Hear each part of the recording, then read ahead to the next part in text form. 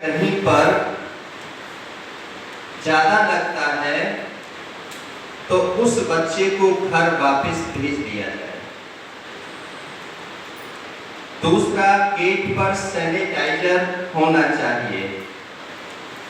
जो भी बच्चा आएगा उसको हाथ सैनिटाइज करने के बाद ही कॉलेज कैंपस में एंट्री करेगा।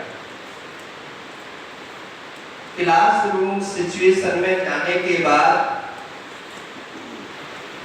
जैसे कि आप सभी लोग बैठे हैं, ये सीट सुबह सैनिटाइज होनी चाहिए।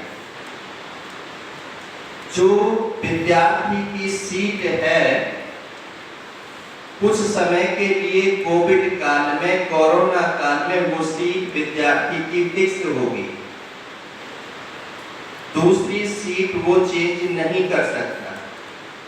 अभी इस पर बैठ गया, फिर उस पर बैठ गया, फिर किसी मित्र से बात करने लगा, ये सब कुछ नहीं होगा। अपनी जो स्टडी मटेरियल है, कॉपी, पेन, पेंसिल जो भी है, वो किसी विद्यार्थी के साथ शेयर नहीं करेगा।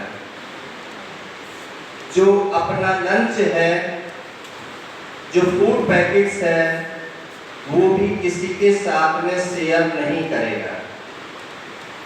क्लासरूम के अंदर विद्यार्थी मास्क लगा करके ही बैठेगा।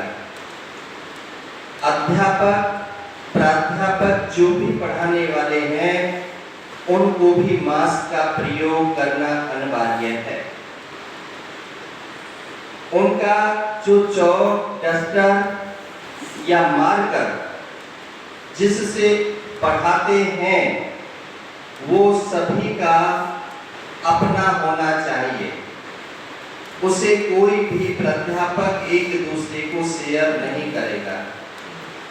ऐसा नहीं है ब्लैक बोर्ड है, डस्टर रखा हुआ है, उसमें ही सभी अध्यापक क्लास वाइज आ रहे हैं या सब्जेक्ट वाइज आ रहे हैं, वो पढ़ा रहे हैं, तो वो उसको यूज नहीं करेंगे। अपना जो मार्कर है वो उन्हीं के पास रहेगा और अपने मार्कर का ही प्रयोग करेंगे, अपने डस्टर का ही प्रयोग करेंगे।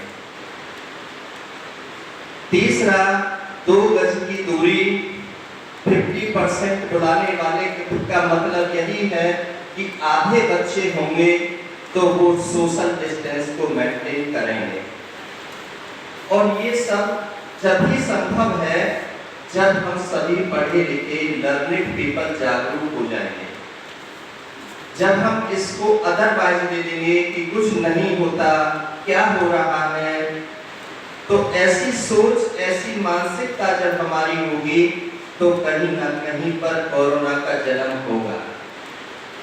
ये जरूरी नहीं है कि कल जो आपके साथ में आपके जो साथी हैं वो ठीक थे, आप स्टाफ रूम में बैठे थे, चाय पी रहे थे, खाना खा रहे थे, कोई जरूरी नहीं है कि अगले दिन वो इन्फेक्टेड नहीं होंगे।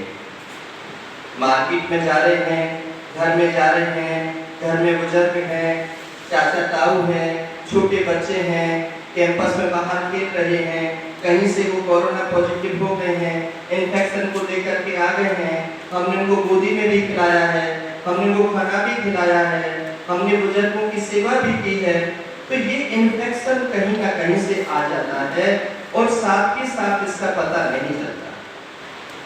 पहले जो सिम्टम थे वो अलग थे, अब के सिम्टम जो है वो अलग है। पहले कफ कोल्ड होता था,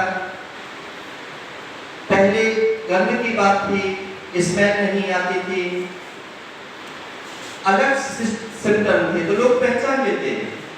जब भी मेडिकल स्टोर पर आप जाते थे, पूछते थे, वो पूछते थे खांसी तो नहीं हो रही, जुकाम तो नहीं हो रहा, तो दवाई नहीं देते थे। डॉक्टर भी तुमसे ही उसका इलाज करते थे। लेकिन अब डॉक्टर जो आरएमपीज हैं, जो बीएमएस हैं, जो छोटी दुकानदारी है, वो सब टेस्ट कराते हैं, तब हमें पता चलता है कि हम कोरोना पॉजिटिव हैं। अन्यथा 2 दिन, 4 दिन, 6 दिन तक हम बुखार में चलते रहते हैं, खांसी जुकाम में चलते रहते हैं और आपस में कहते हैं हल्का सा वायरल तो है, इन्फेक्शन तो है, क्या हुआ, इग्नोर कर जाते हैं। तो ये हमें इग्नोर नहीं करना, हमें सही डॉक्टर से सही सलाह लेनी है, उसका सही ट्रीटमेंट लेना है। भले ही वैक्सीन आ गई है, अभी वैक्सीन आपकी जो फ्रंट लाइन देश आते रहे हैं और उनमें क्योंकि साथ ही साथ तो काम करता नहीं है, ऐसा नहीं है कि आपने इंजेक्शन लगा दिया तो कल को आपको कोरोना नहीं होगा, ये भ्रम निकाल दें। अगर इंतजार करना पड़ता है उसमें भी वो करते नहीं है तो फिर उसके रिजल्ट गलत हो जाते हैं और मैसेज सारा समाज में गलत पहुंच जाता है। इसलिए हमें सभी को इस कोरोना जो वैक्सीन है इसको लगवाना चाहिए, प्रिकॉशंस को रखना चाहिए। मार्केट में आपने देखा होगा कि बहुत भीड़ रहती है, अब हम सब लोगों की मजबूरी है, सब्जी लेने भी जाना होगा, बच्चे हमारे पढ़ते हैं तो उनकी सामग्री लेने भी जाना होगा, या हमारा घर का सामान है वो भी लेने जाना होगा। अब जब भी हम लेने जाते हैं तो आपने देखा होगा दुकान पर भीड़ होती है।